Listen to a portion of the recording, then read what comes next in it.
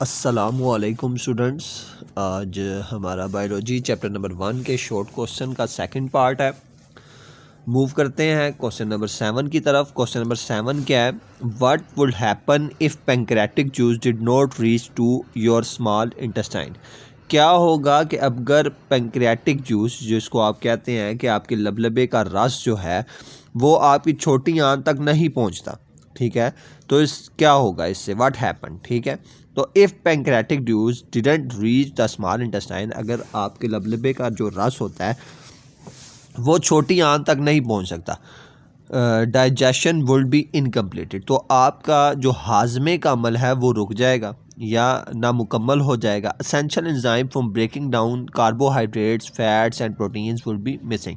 जैसे आपके ज़रूरी एंजाइम्स हैं उनका टूटना रुक जाएगा, जिसमें कार्बोहाइड्रेट्स है, फैट्स है, ठीक है, चिकनाइयाँ वगैरह, प्रोटीन वगैरह वुड बी मिसिंग, वो कम हो जाएंगी, leading to poor nutrient absorption, और आपकी जो न्यूट्रिएंट हैं, ठीक है, खुराक के एंजाइम हैं वो कम अब्जॉर्ब होंगे। Additionally the lack of bicarbonates, जिसकी वजह से बायोकार्बोनेट की कमी होगी, would leave the small intestine vulnerable to damage, जिसकी वजह से क्या होगा कि इस कमी की वजह से आपकी जो स्मॉल इंटेस्टाइन है वो डैमेज हो जाएगी, ठीक है।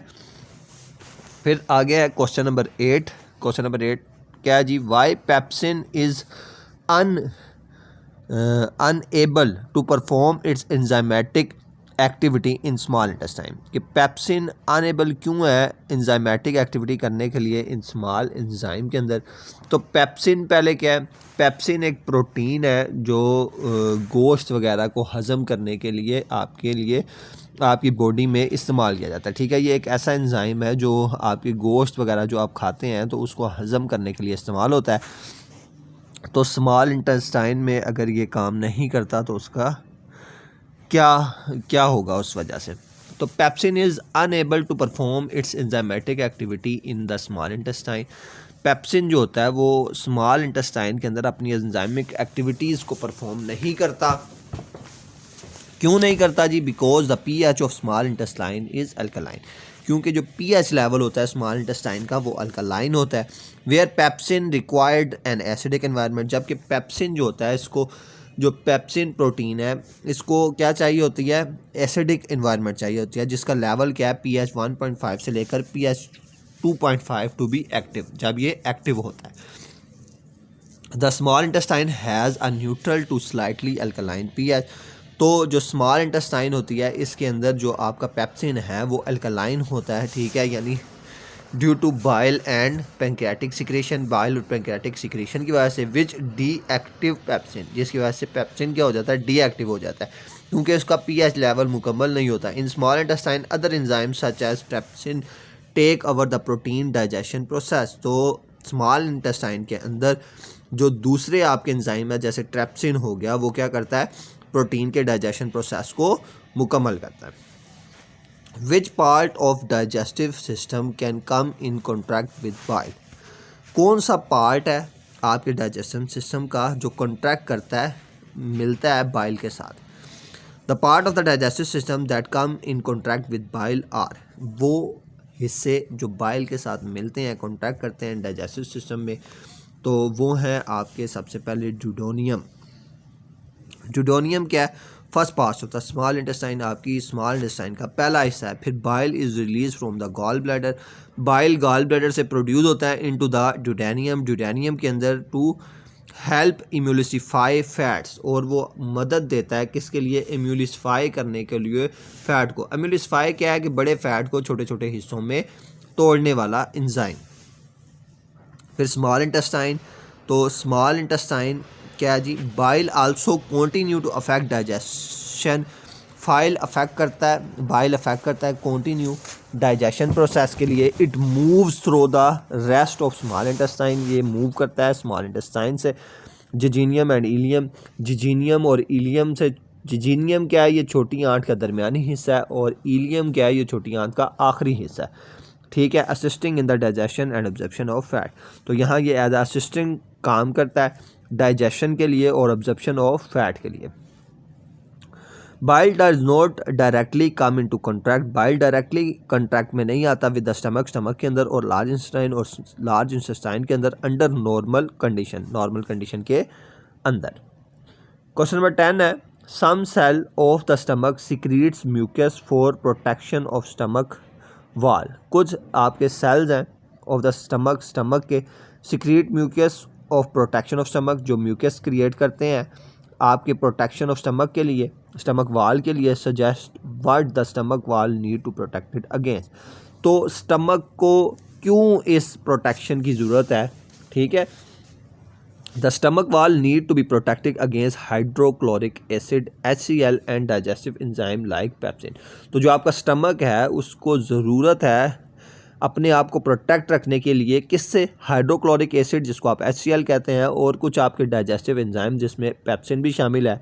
The stomach secrete a strong acid HCl to acid digestion, ठीक है। तो स्टमक के लिए ज़रूरी होता है कि वो HCl से डाइजेशन करे, बट दिस एसिड, लेकिन यही एसिड जो होता है अलॉन्ग विद पेप्सिन के साथ मिल के can also damage the stomach lining, तो ये स्टमक को ही क्या कहते हैं हज़म कर सकता है। टू प्रिवेंट दिस, तो इससे बचने के लिए स्पेशलाइज्ड म्यूकस सेल, तो ख़ास म्यूकस सेल्स होते हैं in the stomach lining secrete a thick alkaline mucus that form a protective barrier, तो आपका जो मादा होता है स्टमक जिसको आप कहते हैं मैदा, तो उसके अंदर ये एक सीक्रेट थिक लाइनिंग बनाता है म्यूकस की, जो क्या करता है आपके जो स्टमक को प्रोटेक्ट करता है, किससे, HCl से और आपके पेप्सिन से। This mucus shield the stomach wall from being eroded to unstriated by the acid and enzyme, तो ये म्यूकस शील्ड आपके स्टमक को क्या करती है, इरोडेड रखती है, यानी बचा के रखती है एसिड और एंजाइम से। Ensuring the stomach can carry out digestion without harming itself, और इसकी वजह से क्या होता है कि आपका स्टमक विदाउट हार्मिंग क्या करता है, अपना प्रोसेस कंप्लीट करता है। क्वेश्चन नंबर 11 है from following table show the enzymes of 3 enzymes found in elementary कनाल, ये टेबल रिप्रेजेंट कर रहा है 3 एंजाइम्स को जो एलिमेंट्री कनाल में मौजूद होते हैं। Complete the table by writing names of substrate, तो आपने नेम ऑफ सबस्ट्रेट लिखने हैं एंड प्रोडक्ट, और प्रोडक्ट लिखनी है for each enzyme, her enzyme के लिए।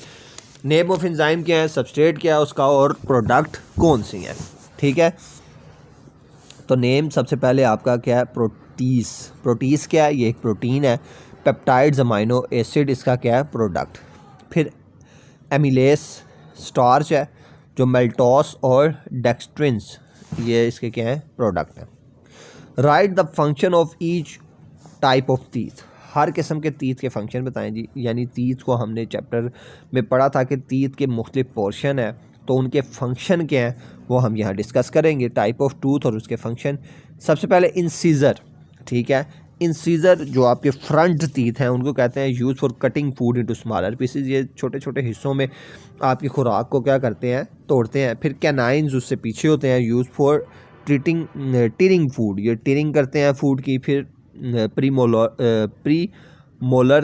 Molars use for crashing and grinding food, ये फिर प्री मोलर्स उससे पीछे वाले टीथ होते हैं जो क्या करते हैं, आपकी फूड को क्रशिंग और ग्राइंडिंग करते हैं। फिर molars use for grinding and crushing food into fine particle, और फिर लास्ट में आपके मोलर्स टीथ मौजूद होते हैं जो क्या करते हैं, ग्राइंडिंग और क्रशिंग करते हैं आपकी फूड की इनटू फाइन पार्टिकल्स, एक फाइन पार्टिकल्स में जो आपके लिए हज़म करने के लिए, आपके मैदे तक पहुंचाने के लिए आसान होते हैं, जो आपकी एलिमेंट्री कनाल से गुजरकर आपके मादे तक पहुंच जाएं।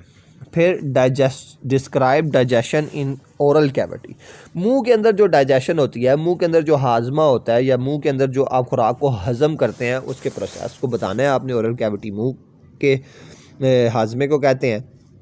Digestion in the oral cavity, in oral cavity food is tested. अच्छा, डाइजेशन जो होती है ओरल कैविटी के अंदर, सबसे पहले उसमें फूड को क्या किया जाता है, टेस्ट किया जाता है, स्मेल्ड किया जाता है एंड फेल्ट, और फिर फेल्ट किया जाता है। The food is chewed by crushing and grinding, तो खुराक को पहले चूव किया जाता है, चुभाया जाता है, क्रश किया जाता है, ग्राइंड किया जाता है। The teeth, cheeks and tongue take part in this action, और जो आपके दांत हैं, चीक्स हैं और टंग जो आपकी ज़ुबान है वो इस फंक्शन में क्या करती हैं, काम करती हैं। As a result food is physically and quickly broken down into smaller piece, और इसके रिजल्ट में, इसके जवाब में क्या होता है कि आपकी खुराक जो फिजिकल खुराक होती है वो क्विकली जल्द से जल्द क्या हो जाती है, ब्रेक डाउन हो जाती है इनटू स्मॉलर पीसेस, छोटे छोटे पीसेस में।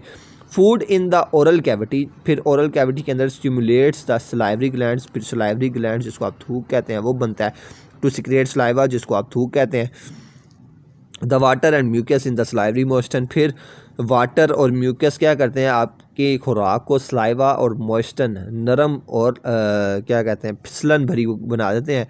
Soften and lubricate food, soften lubricate का मतलब होता है फिसलन भरी, ठीक है। तो सॉफ्ट और लुब्रिकेट फूड बना देते हैं फिसलन भरी, ताकि वो आपके हलक से आसानी से गुजर सके।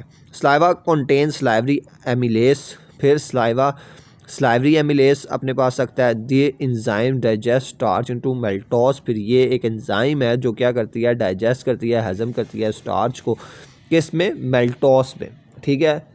और मेल्टोस एक लबलबे का बनने वाला डाइजेस्टिव एंजाइम है, ठीक है। And another enzyme lipase is produce by the cell, फिर एक अनदर एंजाइम प्रोड्यूस किया जाता है जिसको आप लाइपेस कहते हैं, ठीक है। और लाइपेस भी चिकनाई और फैट को तोड़ता है, जो जिस्म के लिए क्या होता है फ़ायदा मंद होता है, बल्कि ये भी एक क्या एंजाइम ही है, ठीक है। लाइपेस जो है ये भी और मेल्टोस ये दोनों एंजाइम है किसके लिए, हाजमे के लिए होते हैं, ठीक है।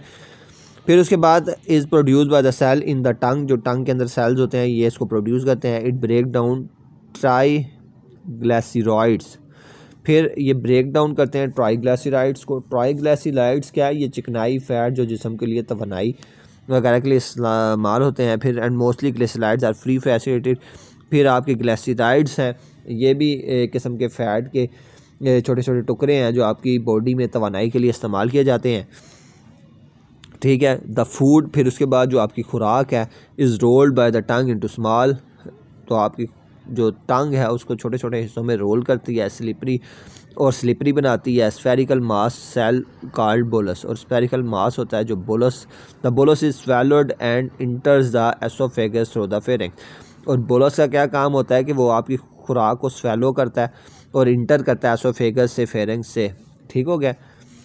फिर उसके बाद क्वेश्चन नंबर 14 है आपका, difference between mechanical and chemical digestion. Difference between mechanical and chemical digestion, आपने डिफरेंस बताना है मैकेनिकल एंड केमिकल डाइजेशन में, ठीक है। 2 दफ़ा ये क्वेश्चन लिखा गया। अच्छा, एक आपकी हेडिंग है, सॉरी, तो एस्पेक्ट्स इसके क्या हैं, मैकेनिकल डाइजेशन क्या है और केमिकल डाइजेशन क्या है। तो सबसे पहले the physical break down of the food into smaller pieces, जो आपका फिज़िकल खुराक को छोटे छोटे हिस्सों में डिवाइड करना, जैसे आप मुंह से चुबा कर उसको छोटे छोटे हिस्सों में डिवाइड करते हैं, तो वो आपका फिज़िकल डाइजेशन है, ठीक है। और केमिकल डाइजेशन क्या है, जब आपका लुआब उसमें शामिल हो जाता है, chemical break down of food into smaller molecules by enzymes, और मुख्तलिफ एंजाइम्स मिलकर आपकी खुराक को हजम करते हैं, तो वो आपका केमिकल डाइजेशन है। अच्छा, फिर इसमें कौन से पार्ट्स प्रोसेस करते हैं, इन्वॉल्व चुविंग, आपका चुबाना, चर्निंग, उसको फिसलन भरा बनाना, या आपके मादे का उसको चुबाना, and the movement of food through the digestive system, और आपकी खुराक का डाइजेस्टिव सिस्टम से गुजरना, ये सारा आपका कौन सा प्रोसेस है, ये आपका प्रोसेस है जी मैकेनिकल डाइजेशन। फिर उसके बाद आपका केमिकल डाइजेशन में प्रोसेस जो शामिल है, एक्शन ऑफ एंजाइम्स, एक्शन मुख्तलिफ एंजाइम एक्शन करते हैं acid to break down food molecules, और ब्रेक डाउन करते हैं आपकी फूड मॉलिक्यूल्स को। फिर इसकी लोकेशन क्या है, जो आप फिज़िकल आपकी क्या कहते हैं डाइजेशन हो रही होती है, तो वो माउथ के अंदर हो रही होती है, जिसको आप चिविंग कहते हैं, और स्टमक के अंदर हो रही होती है, ठीक है। माउथ है मलाइज, चर्निंग, स्मॉल इंटेस्टाइन। फिर माउथ और जो आपकी केमिकल रिएक्शन है वो भी माउथ में भी हो रही होती है, जिसको हम एमिलास और चर्निंग कहते हैं। फिर स्मॉल इंटेस्टाइन में हो रही होती है, जिसको पेंक्रियास और एंजाइम बाइल के ज़रिए किया जा रहा होता है। फिर उसके बाद पर्पस, इसका मकसद क्या है, to increase surface area of food for more efficient chemical digestion, आपकी जो सरफेस एरिया होता है खुराक का उसको बढ़ाने के लिए, ताकि वो आसानी से डाइजेस्ट हो सके और मुख्तलिफ छोटे छोटे हिस्सों में डिवाइड हो जाए, ताकि ज़्यादा से ज़्यादा वो क्या कर सके, रिएक्ट होकर आपके एंजाइम के साथ हज़म हो सके। और केमिकल रिएक्शन किस लिए है, इसका मकसद क्या है, to break down complex molecules like protein, आपने ब्रेक डाउन करना है कम्प्लेक्स मॉलिक्यूल्स, बड़े मॉलिक्यूल्स को, लाइक प्रोटीन, जैसे प्रोटीन हो गया, फैट्स हो गए, कार्बोहाइड्रेट्स हो गए, इनटू सिंपलर फॉर्म, सादा फॉर्म में। एग्जाम्पल, इसकी मिसालें क्या है जी, चिविंग और स्टमक कॉन्ट्रैक्शन, चिविंग जो आप मुंह के अंदर करते हैं, और स्टमक कॉन्ट्रैक्शन जो आपका स्टमक उसको दबाता है या चुबाता है। फिर एंजाइम एक्शन में amylase break down starch, amylase जैसे तोड़ता है आपकी खुराक को, ठीक है। तो ये थे आपके 14 क्वेश्चन और इसी के साथ आपका चैप्टर ख़त्म हो चुका है। चैप्टर के शॉर्ट क्वेश्चन कंप्लीट हो चुके हैं। तो मिलते हैं नई वीडियो में, तब तक के लिए अपना ख्याल रखिएगा और अल्लाह हाफिज़।